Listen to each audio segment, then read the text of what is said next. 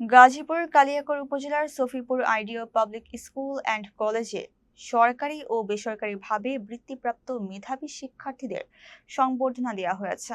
রোববার সকালে কলেজ প্রাঙ্গণে আয়োজিত এই অনুষ্ঠানে শিক্ষার্থীদের হাতে সম্মাননা স্মারক, ক্রেস্ট ও শিক্ষা উপকরণ তুলে দেওয়া হয়। কলেজের অধ্যক্ষ মোহাম্মদ সাইফুল ইসলামের সভাপতিত্বে অনুষ্ঠানে প্রধান অতিথি ছিলেন গাজীপুর ১ আসনের সংসদ সদস্য মোহাম্মদ মুজিবুর রহমান। প্রধান অতিথির বক্তব্যে তিনি বলেন, মেধাবী শিক্ষার্থীরাই জাতির ভবিষ্যৎ। তাদের সাফল্যের ধারাবাহিকতা বজায় রাখতে উৎসাহ ও যথাযথ পরিচর্যা প্রয়োজন। প্রতিষ্ঠানের প্রতিষ্ঠাতা মোহাম্মদ হাবিবুর রহমান জানান, শিক্ষার্থীদের মেধার স্বীকৃতি দিতেই এই আয়োজন। অনুষ্ঠানে শিক্ষক, অভিভাবক ও স্থানীয় গণ্যমান্য ব্যক্তিবর্গ উপস্থিত থেকে শিক্ষার্থীদের উজ্জ্বল ভবিষ্যৎ কামনা করেন।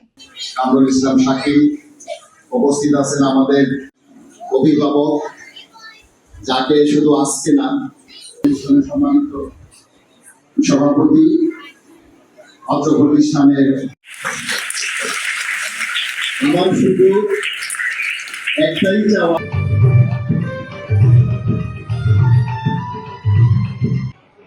আমরা সবাই করতালি দিয়ে এই মুহূর্তটি উদযাপন করব।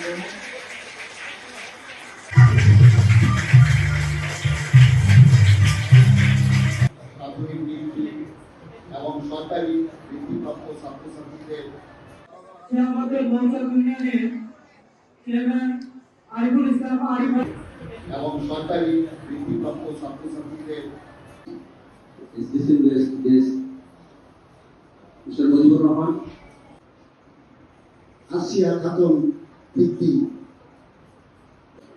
আমার আরেক প্রিয় প্রতিষ্ঠান প্রধান